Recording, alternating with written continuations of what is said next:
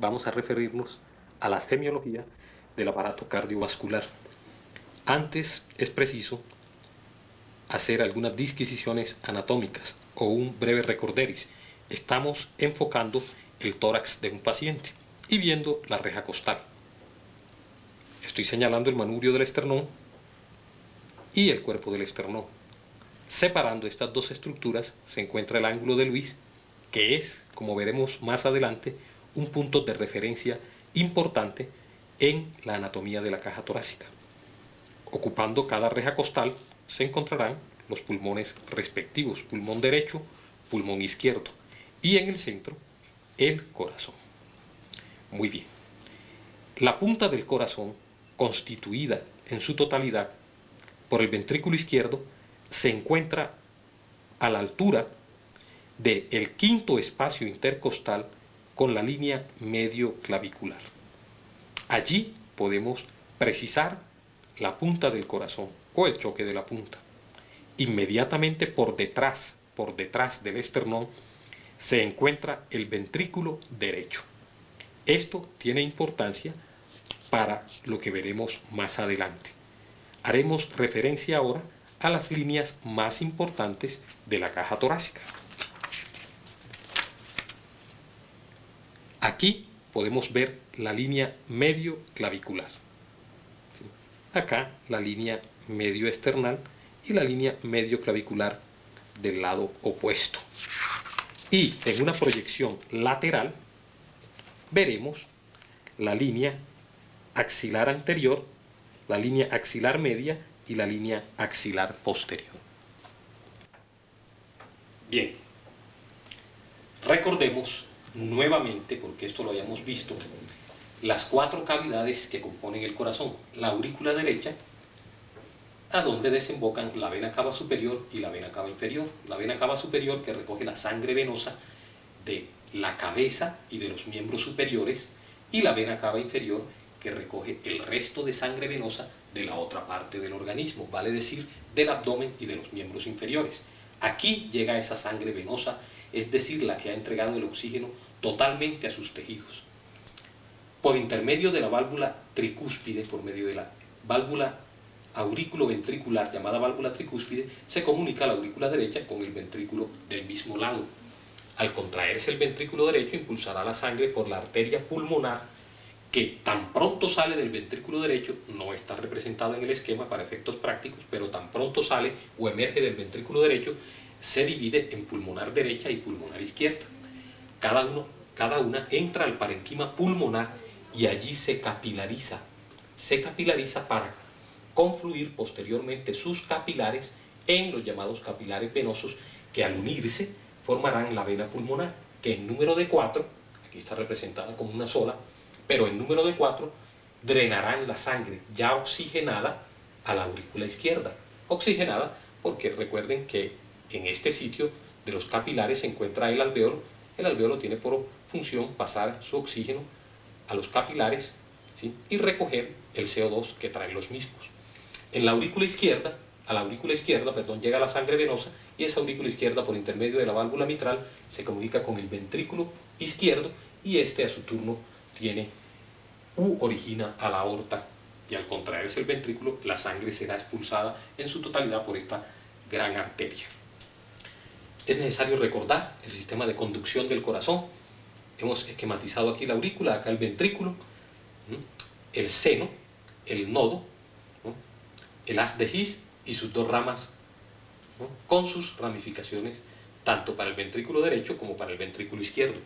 Si el impulso eléctrico que nace aquí para depolarizar a todo el músculo cardíaco encuentra alguna obstrucción en uno de estos niveles, se hablará de bloqueo.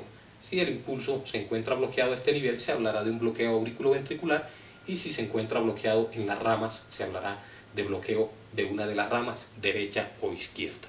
Eso lo analizaremos posteriormente. Perfecto. Vamos a representar acá las líneas que ya vimos en el esquema. El ángulo de Luis, que les comunicaba, es un sitio importante, ¿sí?, se localiza palpando el manubrio esternal, y en la protrusión que hace el manubrio esternal con el cuerpo del esternón, ese es el ángulo de Luis, corresponde a la segunda costilla, al segundo espacio intercostal, perdón, al segundo espacio intercostal. De modo que para localizar el ángulo de Luis, yo busco la prominencia que se encuentra aquí en el tórax, en la unión del cuerpo con el mango del esternón, y ese es el ángulo de Luis. Inmediatamente por fuera estará el segundo espacio intercostal. Es importante, les decía, ese ángulo porque me permite ver o palpar el segundo espacio, y si me dirijo hacia afuera, palpo el tercero, palpo el cuarto y palpo el quinto espacio, ¿sí? De aquí hacia afuera estará el sexto, el séptimo, etc., ¿no? Inmediatamente desde la mitad de la clavícula se desprende la línea medio clavicular.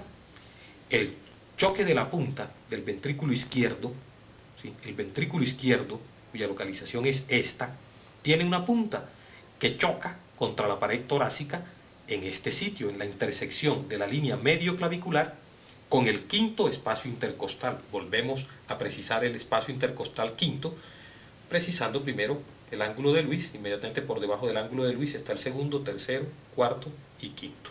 Entonces, quinto espacio con línea medio clavicular, allí debe golpear la punta del ventrículo izquierdo. Entonces, todo examen del aparato cardiovascular empieza tratando de precisar dónde se encuentra el choque de la punta. Para localizar el choque de la punta, se coloca al paciente en posición de decúbito lateral izquierdo, en decúbito lateral izquierdo, y con los dedos índice y medio de la mano derecha en posición extendidos, se inicia una búsqueda a tientas, desplazando los dedos muy suavemente desde la línea axilar media y sus alrededores hacia atrás, es decir, hacia acá, hacia atrás, hacia adelante, arriba y abajo, tratando de localizar el choque de la punta con los pulpejos. Una vez localizado el choque de la punta, que debe estar a este nivel, quinto espacio intercostal, con línea medio external en un paciente normal, si usted lo localizó, si ya localizó el choque de la punta, lo que tiene que hacer posteriormente es ver en qué sitio está chocando esa punta, en qué sitio se está percibiendo ese choque. Entonces vuelve y localiza su ángulo de Luis, localiza los espacios y localiza el sitio.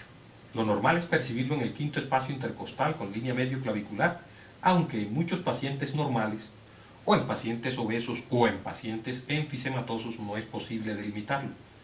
El valor semiológico del choque de la punta radica en el hecho de que el encontrarlo más abajo y más afuera del quinto espacio intercostal con línea medio clavicular, es decir, si no lo encuentro aquí, sino acá, si lo encuentro más afuera y más abajo de su localización normal, me habla de un crecimiento del ventrículo izquierdo.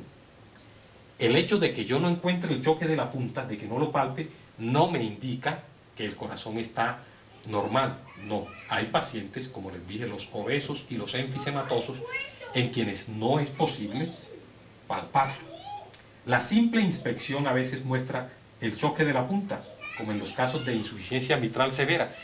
En los casos de insuficiencia mitral severa ustedes van a tener oportunidad de verlo más adelante en un paciente. Esta parte se mueve, esta parte de la piel se mueve diciéndonos que ahí está el choque de la punta. Entonces, una vez localizado el choque de la punta, vamos a localizar el impulso paraesternal izquierdo. Recordemos que aquí está la línea axilar anterior, línea axilar media y línea axilar posterior. Volvemos a la posición de decúbito y para localizar el impulso paraesternal izquierdo se coloca la palma de la mano en la zona paraesternal izquierda. Este es el esternón, esta es la zona paraesternal derecha aquí e izquierda acá. Se coloca la palma de la mano en esa zona tratando de percibir el golpeteo que sobre ella, que sobre la palma de la mano, produciría el ventrículo derecho. El percibir ese golpeteo indica crecimiento del ventrículo derecho, el cual, como está situado inmediatamente detrás del esternón, al crecer ese ventrículo derecho y desplazarse en sentido anterior, impactará la mano del examinador. Lógicamente, ese impulso paraesternal no se percibe en los pacientes normales, tampoco en los enfisematosos. ¿Por qué en los enfisematosos no? Porque ellos tienen mucho aire, tienen atrapamiento de aire en sus pulmones y ese aire se interpone entre la mano del examinador y el corazón, impidiendo que el impulso cardíaco sea transmitido a la mano del examinador. Pero, por ejemplo, en los casos severos de estenosis mitral, es posible observar con la simple inspección un impulso paraesternal evidente. Se levanta aquí la región paraesternal. De modo que cuando tengamos una región paraesternal que se levanta con ganas y ponemos nuestra palma y sobre esa palma sentimos el golpeteo del ventrículo derecho, es que está crecido. Y lo contrario, si al localizar el choque de la punta, ese choque de la punta nos mueve los dedos y está desplazado por fuera del quinto espacio intercostal con línea medio clavicular, nos hablará de un crecimiento del ventrículo izquierdo. Practicadas estas maniobras, se produce o se procede a la auscultación.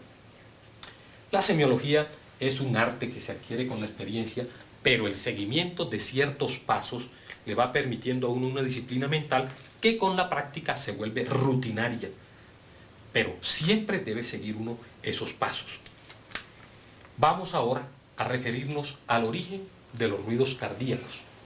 No parece existir un consenso universalmente aceptado respecto al origen de los ruidos cardíacos, pero en gracia a la claridad daremos por hecho que el primer ruido, que es el mismo que se dice que es el S1 para los anglosajones, para los ingleses, porque sonido en inglés es sound, entonces cuando ustedes vean en los libros S1 está refiriéndose al primer ruido, nosotros lo llamamos R1, R1 quiere decir primer ruido. Entonces, daremos por hecho que el primer ruido, o sea el R1, se origina en el cierre de las válvulas aurículo-ventriculares, es decir, tricúspide mitral, y el sitio donde mejor se oye es en el ápex. Allí es donde mejor se oye el primer ruido. Y el segundo ruido se debe al cierre de las válvulas sigmoideas aórtica y pulmonar, y ese se percibe mejor en los focos de la base.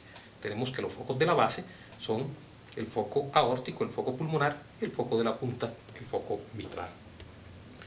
Muy bien. Vamos a hablar del primero y del segundo ruido, de la sístole y de la diástole. El primer ruido, el segundo ruido, entre el primero y el segundo ruido, un silencio que se llama sístole, ¿no? Y entre el segundo y el primer ruido nuevamente, un silencio que se llama diástole. Aquí vendría otra vez el primer ruido y acá el segundo ruido y así sucesivamente. Este primer ruido es el que habíamos dicho que se debe al cierre de las válvulas auriculoventriculares y este segundo ruido se debe al cierre de las válvulas sigmoideas aórtica y pulmonar. Muy bien. Al iniciar la auscultación es muy buena disciplina oír ruido por ruido y silencio por silencio. Habíamos dicho que este es un pequeño silencio que se llama sístole y este es un gran silencio que se llama diástole. Muy bien. Al iniciar la auscultación, les decía, es buena disciplina oír primero el primer ruido en todos los focos, borrando de la mente los demás elementos del ciclo cardíaco. Es decir, usted pone su fonendoscopio y trata de oír solamente el primer ruido. Recuerde que el primer ruido se oye con más claridad en la punta, es decir, en el foco mitral. Mientras que el segundo ruido se oye con más claridad en la base, es decir, en los focos aórtico o pulmonar. Después de que usted haya oído el primer ruido y lo encuentre bien, pues oye el segundo ruido, hace lo mismo. Oye el segundo ruido y trata de borrar de su mente, de borrar entre comillas, el primer ruido. Está oyendo solamente el segundo. Y luego hace lo propio con la sístole y con la diástole. ¿Qué le permite a uno eso? Le permite saber cómo está la intensidad de estos ruidos, si está aumentada, está disminuida, si estos ruidos están desdoblados, ¿sí? Y si en estos silencios hay algún soplo. De esa forma podemos examinar perfectamente el corazón. A ver, oigamos el primer ruido. ¿Cuándo se encontrará un primer ruido aumentado en intensidad y cuándo se encontrará disminuido en intensidad? O un segundo ruido, ¿cuándo se encuentra aumentado en intensidad y cuándo disminuido en intensidad? Para efectos prácticos, ¿sí? Vamos a referirnos a la disminución en intensidad del primer ruido. ¿Cuándo puede estar el primer ruido disminuido en intensidad? Pues si este es el tórax del paciente, ¿no? Y aquí está el corazón, y aquí está el fonendoscopio, ¿sí?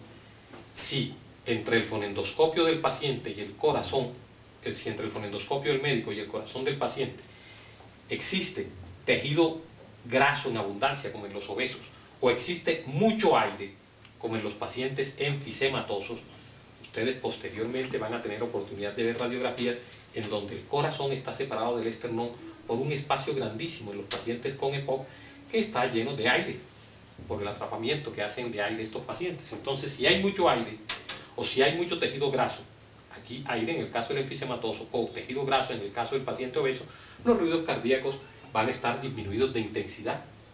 También estarán disminuidos de intensidad si en la membrana que rodea al corazón, o sea, en el pericardio, hay líquido. Si aquí hay líquido, pues entonces ustedes ya saben que el líquido es mal transmisor de los ruidos. Entonces, unos ruidos disminuidos en intensidad me podrán decir a mí que el paciente tiene o es obeso, o tiene un enfisema, o el paciente tiene un derrame pericárdico, o simplemente está en shock. Es decir, su corazón no se está contrayendo con la suficiente fuerza. El shock puede ser debido a que a ese paciente le falten líquidos, como en el caso del paciente que se deshidrata o el paciente que se desangra, ¿no? O puede ser un shock séptico, por ejemplo. En el shock séptico, las enzimas de los gram negativos, porque casi siempre es por bacilos gram negativos, hacen que el corazón se contraiga con menos fuerza. Entonces, eso puede ser un enfoque de la disminución de la intensidad de los ruidos cardíacos. ¿Y cuándo estarán aumentados en intensidad? El aumento de intensidad tiene importancia en la práctica médica solamente en lo que hace referencia al segundo ruido. El segundo ruido estará aumentado de intensidad,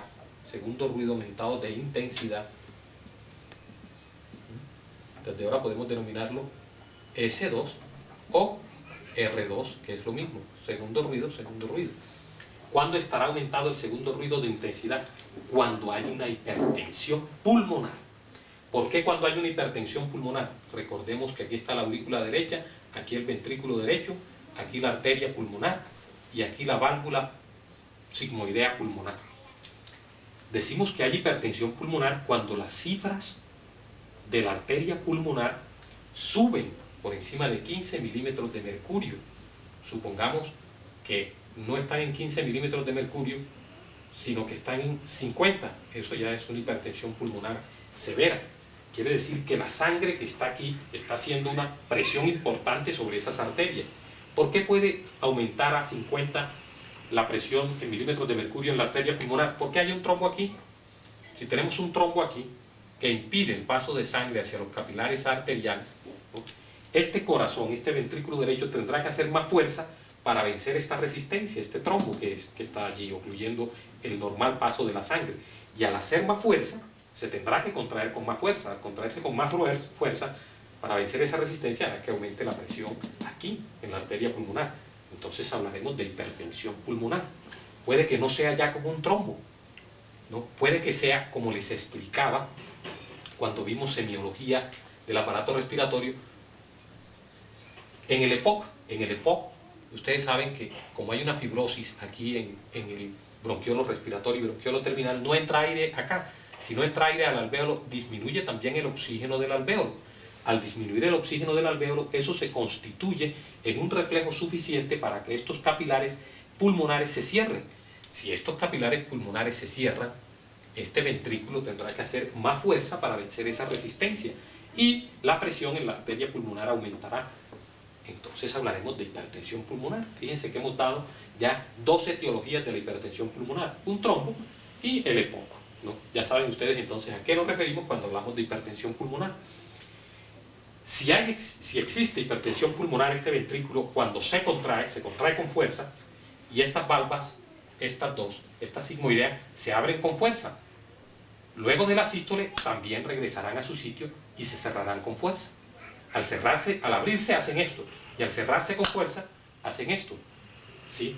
Al cerrarse con fuerza, si al cerrarse con fuerza golpetean fuerte, ¿no? Entonces el examinador con su fonendoscopio colocado en este sitio es decir, en el segundo espacio intercostal izquierdo, que es donde está el foco pulmonar, permitirá oír, o se le permitirá oír, un reforzamiento o un aumento de intensidad del segundo ruido.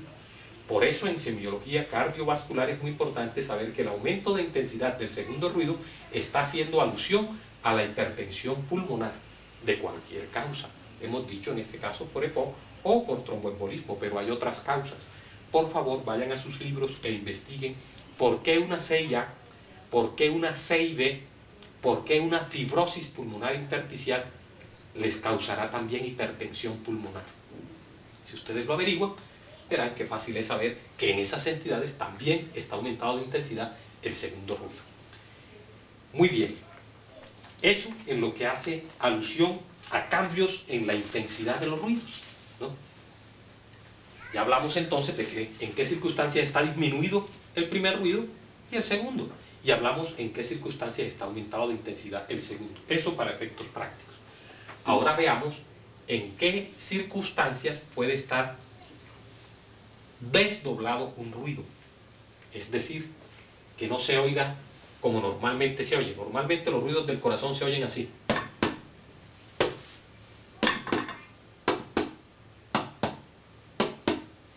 Si un ruido de estos está desdoblado, se oirá entonces, por ejemplo, si está desdoblado el primero, se oirá.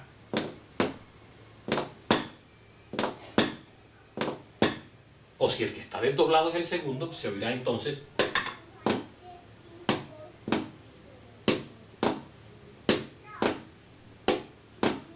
¿Sí?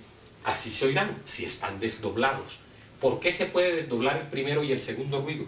Básicamente por lo siguiente, ya habíamos analizado el sistema de conducción del corazón y habíamos dicho que aquí quedaba el seno, aquí el nodo, aquí el haz de His y aquí sus ramas, derecha e izquierda con sus ramificaciones.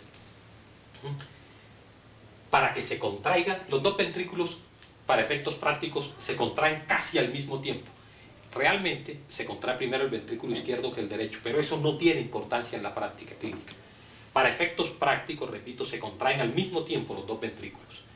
Si un ventrículo se contrae primero que el otro, pues entonces la válvula auriculoventricular del que se contrae de último, o la válvula sigmoidea del que se contrae de último, caerá después, ¿no? Y desdoblará el ruido. ¿En qué casos se contraerá de último un ventrículo? Cuando hay un bloqueo de rama. Entonces, si tenemos un bloqueo de rama derecha, es decir, si el impulso que normalmente debe viajar del seno, pasar al nodo, al haz de His y luego a las ramas, se bloquea aquí, en la rama izquierda, por ejemplo, entonces ese ventrículo izquierdo se contraerá de último, puesto que el impulso le llegó de último. Al contraerse el ventrículo izquierdo de último, también la válvula auriculoventricular de ese ventrículo, es decir, la mitral y la válvula sigmoidea de la aorta, se cerrarán de último. Entonces, estarán desdoblados o el primero o el segundo ruido. Lo que les quiero decir entonces es que en presencia de bloqueos completos de ramas, ¿no?, ya sea derecha o izquierda, se oirá un desdoblamiento del primero o del segundo ruido. En presencia de bloqueos de rama se oye el desdoblamiento de los ruidos cardíacos. ¿Cuándo más se desdoblará un ruido cardíaco?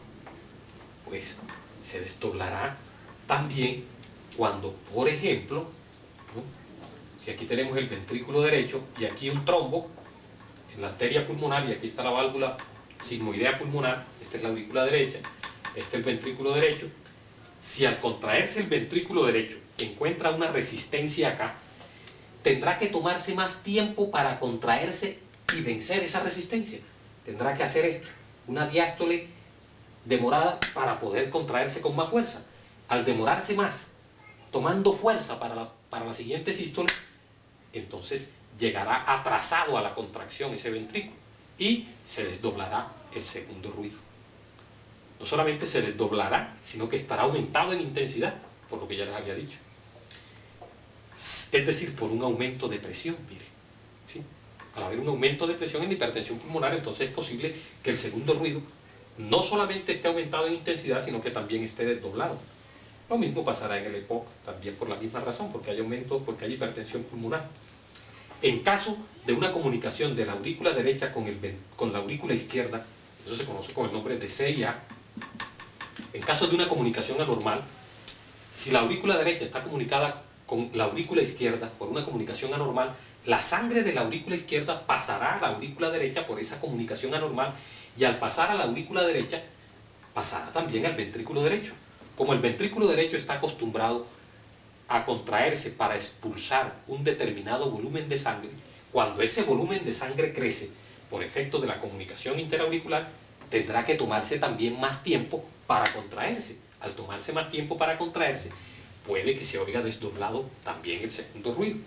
Entonces, fíjense ustedes cómo en los bloqueos de rama, en las hipertensiones pulmonares debido a un aumento de presión por un trombo, o en las hipertensiones pulmonares debido a un aumento de presión por volumen, ¿no? Porque en la CIA le ha llegado más volumen al ventrículo derecho, es posible escuchar un segundo ruido en el foco pulmonar aumentado y desdoblado.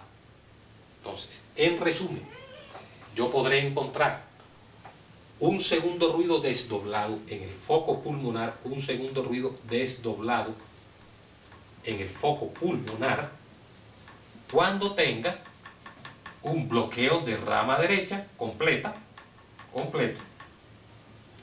cuando tenga una CIA, cuando tenga un tromboembolismo, por ejemplo, o cuando tenga una hipertensión pulmonar por una etiología determinada. Entonces este segundo ruido se desdoblará, ¿sí? Ya no se oirá el ruido normal de, sino que se oirá el ruido normal de.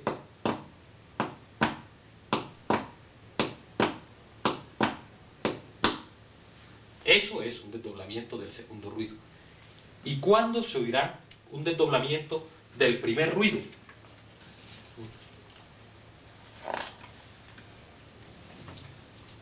Podemos oírlo también en casos de bloqueos de rama derecha o de rama izquierda, ¿no?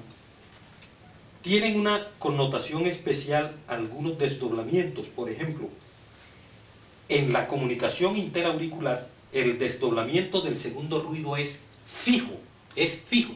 Es decir, eso quiere decir lo siguiente: si ustedes normalmente colocan su fonendoscopio en el segundo espacio intercostal izquierdo y hacen una inspiración, oirán que se les desdobla el segundo ruido durante la inspiración. Eso es normal.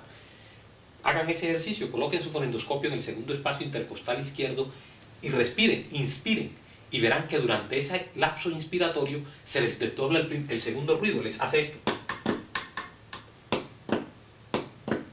¿Por qué? La razón es sencilla, porque durante la inspiración se aumenta la presión negativa intratorácica, y al aumentarse la presión negativa intratorácica, chupa sangre de las cavas, y al chupar sangre de las cavas, llega más sangre por la cava superior y por la cava inferior a la aurícula derecha, y por consiguiente llega más sangre al ventrículo derecho. Al llegar más sangre, pasa lo que sucedía en la CIA: el ventrículo tiene que tomarse más tiempo para expulsar esa mayor cantidad de sangre, y se cierra después de que se cierra el ventrículo izquierdo. Se contrae, perdón, después de que se contrae el ventrículo izquierdo. Por eso durante la inspiración es normal que haya un desdoblamiento del segundo ruido. Ese desdoblamiento del segundo ruido durante la inspiración desaparece en la expiración, desaparece con la expiración. En cambio, en la CIA, el desdoblamiento del segundo ruido es fijo, no se amplía con la apnea posinspiratoria. La apnea posinspiratoria no hace que se amplíe más ese segundo ruido. Es decir, si él está desdoblado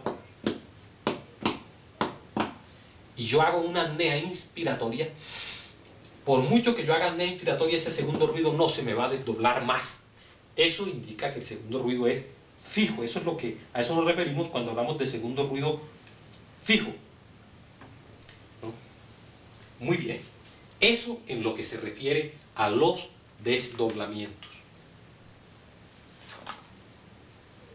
Ahora vamos a referirnos a los ritmos de galope. Recordemos que este es el primer ruido, que este es el segundo ruido, que este es el primer ruido y que este es el segundo ruido, que este es la sístole, que este es la diástole, que este es de nuevo la sístole y que acá sigue otra vez la diástole y que acá vendrá otra vez el primer ruido. además del R1 y del R2, o del S1 y del S2, como ustedes quieran, existe también el S3 y el S4. Esos son ruidos que se presentan en determinadas circunstancias. Ambos son ruidos de la diástole, es decir, caen aquí. Entonces, si caen allí, el S3 estará aquí, lógicamente, y el S4 estará acá. ¿Sí? Por eso al S4 se le llama también presistólico, y al S3 se le llama también protodiastólico. Bien, ¿a qué se debe el S3 y a qué se debe el S4? Se deben a lo siguiente: si aquí tenemos la aurícula, y aquí tenemos la válvula tricúspide, y acá tenemos el ventrículo, ¿no? Y aquí tenemos la aurícula izquierda, y aquí tenemos la válvula mitral, y aquí tenemos el ventrículo izquierdo, ventrículo derecho, aurícula derecha, aurícula izquierda, válvula tricúspide, válvula mitral. Vamos a suponer que hay una hipertensión arterial sistémica. ¿Qué es una hipertensión arterial? Si del ventrículo izquierdo sale la aorta, ¿no? La hipertensión arterial no es más que los vasos dependientes de la aorta.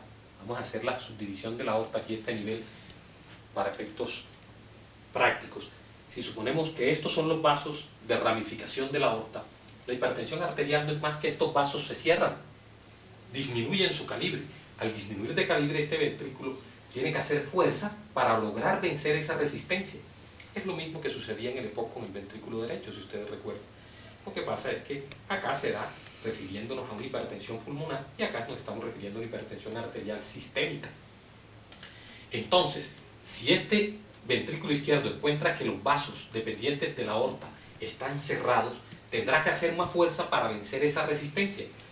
Al hacer fuerza, primero empezará hipertrofiando su músculo cardíaco, es decir, aumentando en volumen sus fibras cardíacas. Al aumentar en volumen, este ventrículo crecerá hacia adentro, si me permiten el término.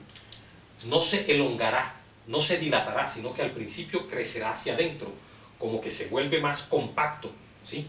La cavidad esta se hipertrofia hacia adentro, porque lo que hay es una hipertrofia, ¿no?, de las fibras cardíacas para lograr vencer esta resistencia. Es como quien empieza a alzar pesas. Al alzar pesas, el músculo bíceps, pues al término de 2 meses se hipertrofiará. Entonces el sujeto muestra ya su bíceps pues hipertrofiado, ¿no? Lo mismo le pasa al músculo cardíaco. Si este músculo está hipertrófico, quiere decir, al estar hipertrófico quiere decir que su distensibilidad, o sea, su capacidad de contraerse con cada sístole, ya disminuye. Ya su distensibilidad ya no es la misma. Su distensibilidad se encuentra disminuida porque ese músculo se encuentra muy hipertrófico.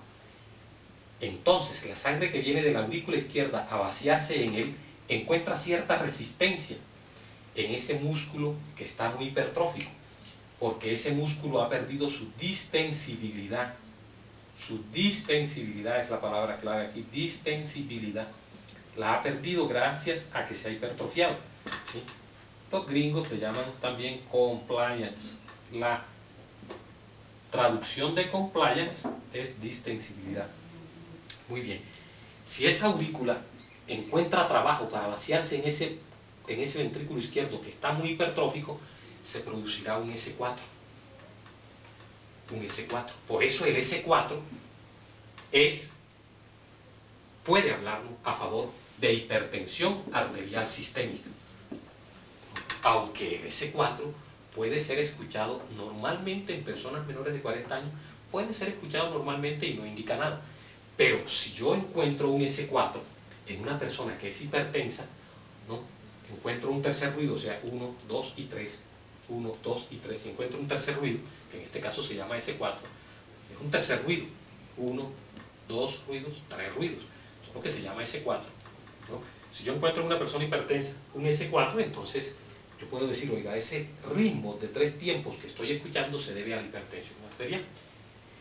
Si después de un tiempo este corazón, ya de tanto contraerse para vencer esta resistencia, ya se cansa y se fatiga, entonces ya no terminará hipertrofiándose, sino dilatándose. Crece, se agua, pierde sus fuerzas. ¿Sí? Es como si nosotros, a fuerza de estirar un cauchito, todos los días lo estiramos, un elástico. Él al principio cede, pero después ya, de tanto estirarlo a los 2 meses, ya pierde su retractilidad, digámoslo así, permítanme ese verbo, ¿no? Y entonces queda fofo, queda aguado, ya no puede volver a su posición normal. Cuando se dilata el ventrículo izquierdo, entonces hablamos de que la distensibilidad se aumentó, de que su compliance se aumentó. Al aumentarse esa distensibilidad y vaciarse la aurícula izquierda acá, ¿sí?, se producirá un S3. Entonces, el S3, a diferencia del S4, este es el S4, el S3 casi siempre indica falla cardíaca. Falla cardíaca. Algunos autores dicen que en presencia de insuficiencia mitral o de insuficiencia aórtica, oigan bien, uno puede tener un S3 sin que eso signifique falla cardíaca. Pero casi siempre el S3 es indicativo de que el ventrículo izquierdo está fallando. Miren la importancia de eso, porque yo le puedo dar la licor a este paciente, más a este no. Al que tiene una hipertrofia del músculo no le voy a dar la licor. De pronto a este sí le puedo dar, porque a este necesito, a ese caucho que ya está sofofo, necesito que se contraiga con más fuerza. A este no, este se está contrayendo con buena fuerza. Pero a este sí necesito yo que se contraiga con más fuerza. A ambos les daré una droga que les disminuya la resistencia vascular periférica. Es decir, que le aumente la luz de las arterias, para que la sangre pase más fácilmente por aquí, tanto al hipertenso como al que está en falla. Si al que está hipertenso le doy una droga que dilate sus arterias, le resto trabajo al ventrículo izquierdo, lo mejoro.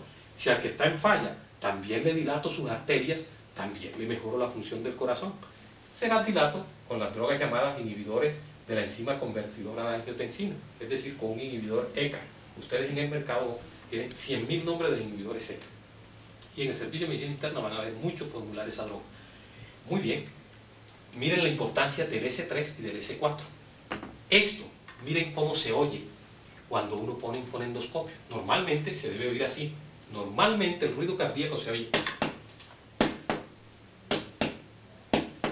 primero, segundo, o sea. Pero si yo tengo un S3, entonces ya oiré.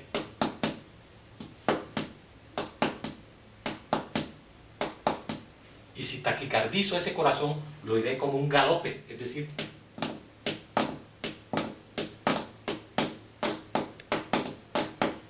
y si nos ponemos a hacerlo mucho más rápido, se oye algo como así. Por eso, cuando aumenta la frecuencia cardíaca, como pasa usualmente en la falla, que el corazón tiene que echarle mano al aumento de la frecuencia cardíaca, el S3 se percibe con esa cadencia, así. Que algunos comparan al galope de un caballo y por eso se llama ritmo de galope. El ritmo de galope puede ser por S3 o por S4. Si es por S4, la cadencia es diferente.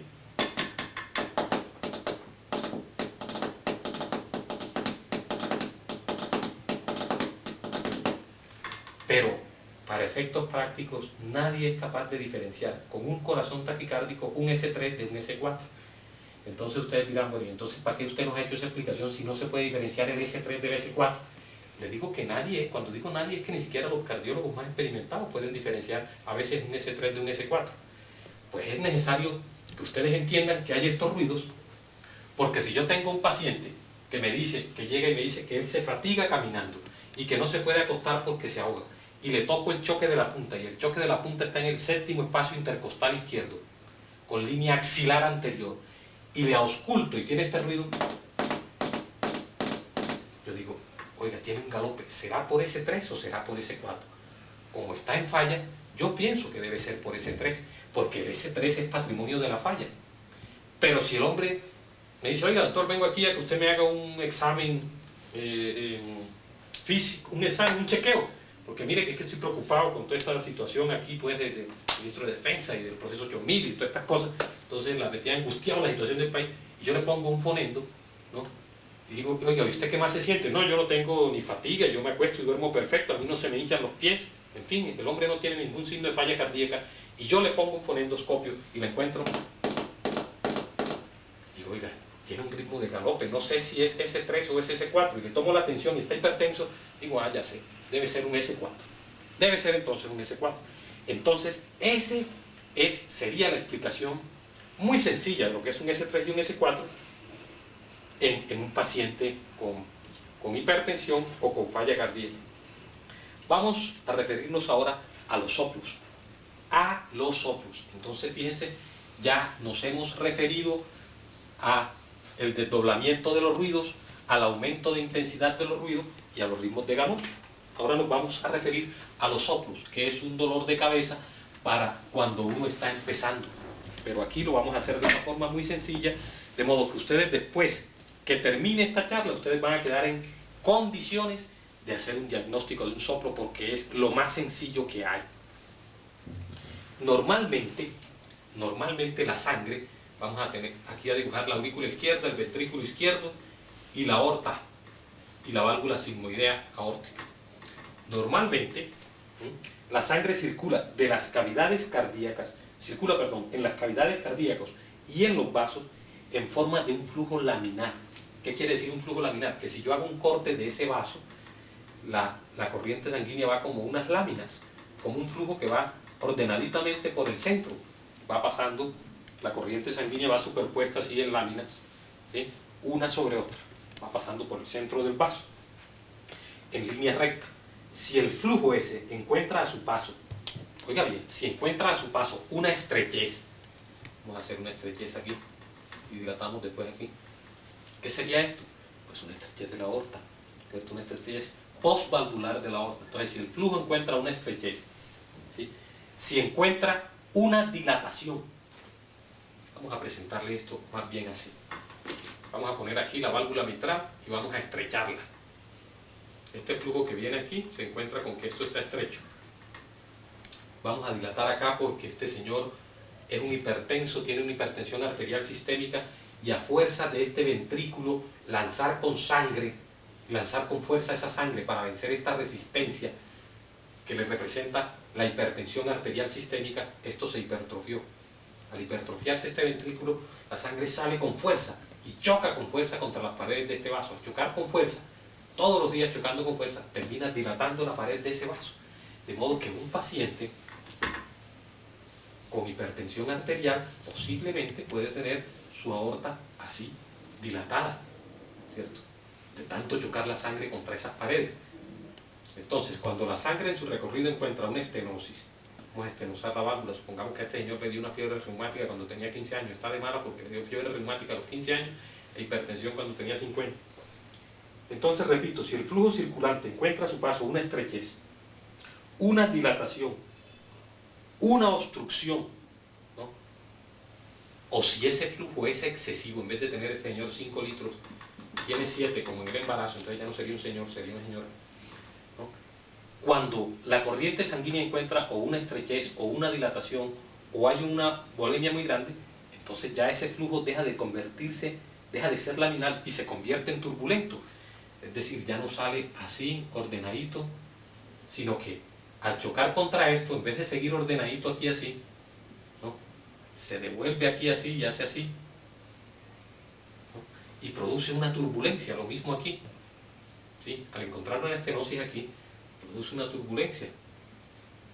Y esa turbulencia hace que sople, y ese es el sonido de un soplo. Eso es un soplo. Eso es un soplo. Digamos que a mayor velocidad, ¿no? A mayor velocidad o a menor viscosidad, como es la anemia, por ejemplo, ¿no? Se aumentará la intensidad de ese soplo. Bien, entonces, sabiendo cuáles son las causas que pueden producir un soplo, veamos entonces, cuando encontramos un soplo, en qué tenemos que pensar. Cuando encontramos un soplo, para ello es muy didáctico saber que si uno le encuentra un soplo a una persona entre los 0 y los 10 años, ¿qué se les ocurre que pueda tener este paciente?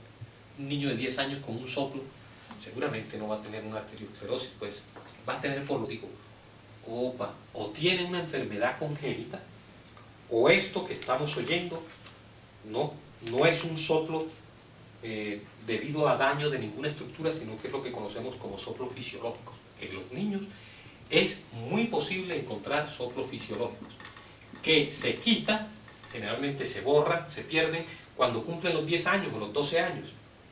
La causa no está bien esclarecida, por lo menos yo no la sé bien, pero les puedo asegurar que en los niños, si uno encuentra un soplo, se debe a un soplo fisiológico o a un soplo congénito. Un soplo fisiológico, ¿cómo hace uno la diferencia? Pues si es un soplo congénito, ese niño de pronto tendrá trastornos en el desarrollo, en la altura, en el peso, jugará y se fatigará fácil, no correrá lo mismo que los demás compañeritos, puede estar cianótico, puede no estarlo. Si la enfermedad congénita es cianosa antes del nacimiento, pues no habrá duda.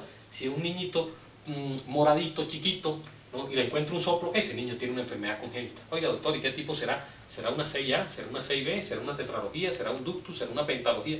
Pues mire, eso es muy difícil con un fonendoscopio. Llévelo a un instituto de cardiología para que le hagan un ecocardiograma y allá le dicen exactamente a qué se debe. No se ponga usted a tratar con un fonendoscopio de saber a qué pertenece ese soplo. Los cardiólogos lo pueden hacer, pero para efectos prácticos a nosotros nos interesa es el concepto, ¿no? Si ustedes pues se quieren volver unos soplólogos después, posteriormente, pues entonces lo harán para hacer el diagnóstico diferencial de un soplo en un niño de 10 años. Si el soplo lo encuentro yo es una persona entre los 10 y los 30 años, vamos a suponer, yo digo, oiga, tiene un soplo. Ese soplo a esta edad puede significar una fiebre reumática. Aquí en Colombia es muy frecuente que el estreptococo, ¿sí?, invada la mitral, la inflame y después la estenose. Entonces es posible que entre 10 y 30 años ese soplo pueda deberse a una fiebre reumática. Puede deberse todavía a una congénita. A veces las CIAs, ¿sí?, pueden producir soplos hasta 40, 50 años. Pero si es una mujer alta, delgada y bonita, así las describen, puede ser un prolapso de la válvula mitral entre 10 y 30 años. ¿Cómo hago yo el diagnóstico diferencial?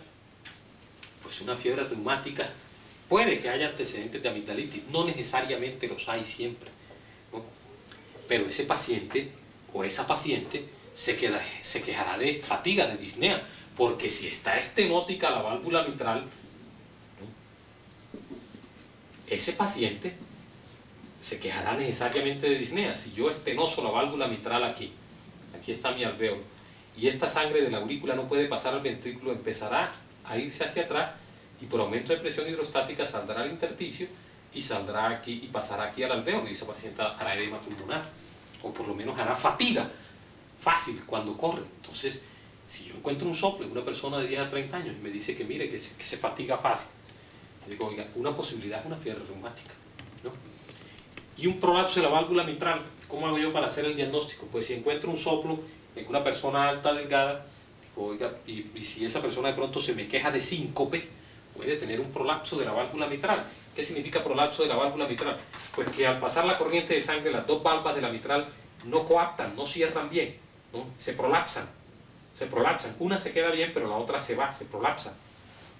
Eso puede cursar con pérdidas del conocimiento, por ejemplo. Ya el problema viene cuando uno encuentra soplos por encima de los 50 años, porque entre los 30 a los 50 puede ser todavía una CIA, puede ser una secuela de fiebre reumática. De los 50 en adelante, ya será otra cosa. De los 50 en adelante, ya casi siempre los soplos que uno encuentra son por falla cardíaca. Y recuerden que falla cardíaca no es un diagnóstico, es un síndrome. Falla cardíaca puede ser debida a hipertensión arterial, puede ser debida a enfermedad isquémica, puede ser debida a cardiomiopatía, como la chagásica, Chagas, pongamos aquí, puede ser debida a un cor pulmonar por EPOC. Todo esto me puede llevar a mí a una falla cardíaca. ¿Y por qué esto me va a dar un soplo si yo tengo una falla cardíaca? O puede ser debida a valvulopatías. Recuerden que yo les dije que por encima de los 50 años las válvulas empiezan a calcificarse y al calcificarse se estenosan o se vuelven insuficientes, una de dos. Y todo esto puede llevar a falla cardíaca. Entonces, si yo tengo aquí mi aurícula derecha, mi ventrículo derecho, mi aurícula izquierda y mi ventrículo izquierdo, y aquí está la válvula mitral, ¿no? Aquí está la válvula mitral, aquí estaría la aorta. Si este ventrículo crece mucho, por cualquiera de estas circunstancias, si es por una hipertensión arterial, ya saben por qué termina dilatándose este ventrículo, ¿cierto? Ya se los expliqué.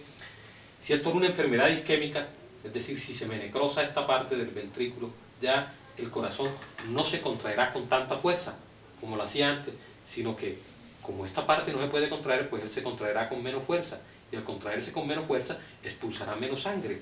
Al expulsar menos sangre quedará un remanente aquí al fin de la diástole, que irá aumentando en cada contracción e irá entrando en falla ese paciente. Un Chagas, por la misma razón, ustedes saben que el Chagas produce compromiso de las fibras miocárdicas, las dilata, termina hipertrofiándolas primero, dilatándolas. El cor pulmonar, estamos ya verdes de decir por qué se produce cor pulmonar, porque se produce falla ventricular en un EPOC.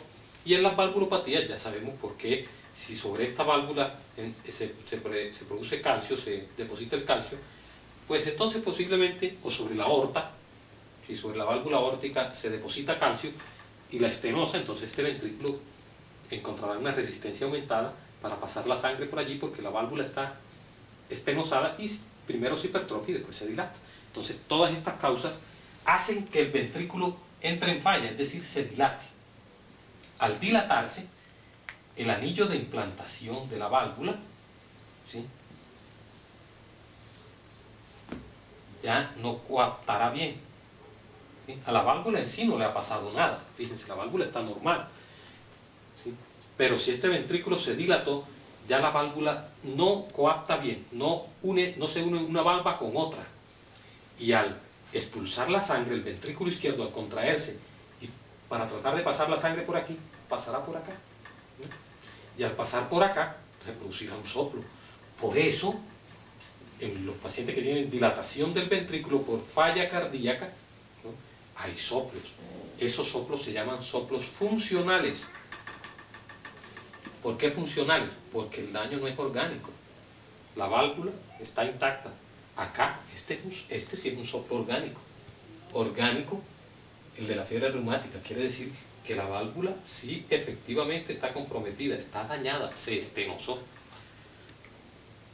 Pero acá no, a menos pues que sea debido a una valvulopatía. Si es por una valvulopatía, pues este ventrículo se dilata y entonces la válvula sí estará comprometida. Además, en una valvulopatía se oirá un soplo no solo porque el ventrículo se dilató, sino porque la válvula se volvió insuficiente, porque allí se depositó calcio o porque se volvió estenótica. Entonces fíjense que en todos los casos en que se dilate el ventrículo derecho, perdón, el ventrículo izquierdo o el ventrículo derecho, habrá un soplo sistólico. Casi siempre los soplos funcionales, casi siempre no, los soplos funcionales siempre son sistólicos y son largos, son tan, tan, tan, tan, tan.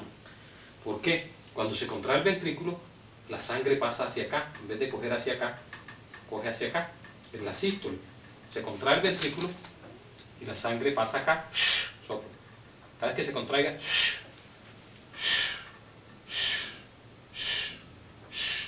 eso se produce el soplo, eso hace que produzca el soplo funcional, son soplos sistólicos. Fíjense que el soplo que produce la fiebre reumática será un soplo diastólico. ¿Por qué? Porque si la válvula está estenótica aquí, ¿no?, si la válvula está estenótica, el ventrículo se contrae, la sangre no pasa para acá, pasa para acá. Pero cuando se contraiga la aurícula en diástole para mandarle la sangre al ventrículo, tendrá que vencer esa resistencia. Y ese paso de esa sangre por esa cavidad estenótica producirá un soplo.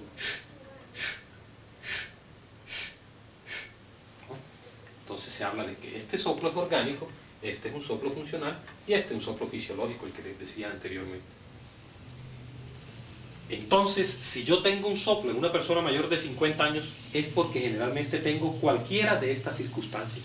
Entonces voy a entrar a averiguar ese soplo a qué se debe. Generalmente son soplos sistólicos, pero puede ser también que una válvula se calcificó, son soplos sistólicos funcionales por dilatación del ventrículo, pero puede ser también porque una válvula se calcificó, ya sea la sigmoidea aórtica o se calcificó la auriculoventricular, la mitral. Para efectos prácticos y con una cosa muy grande, se puede decir que los soplos en la base, es decir, en la parte superior, acá, donde quedan los focos aórtico y pulmonar, si son sistólicos son de estenosis y si son diastólicos son de insuficiencia. Es decir, arriba emplearíamos la mnemotecnia SEDI. Esto como cosa muy grande, no siempre es así. SEDI sería la mnemotecnia para los soplos de aquí de la base. Eso me indica que si yo tengo un soplo sistólico en la base, ya sea en aorta o en pulmonar, casi siempre es por estenosis de una de las dos, de la aorta o de la pulmonar, ¿cierto? Y si tengo un soplo diastólico acá arriba, es por insuficiencia. Si tengo un soplo diastólico, es por insuficiencia de una de las dos, de la pulmonar o de la aorta. En cambio, aquí en la punta, la mnemotecnia es SIDE. SIDE, ¿por qué?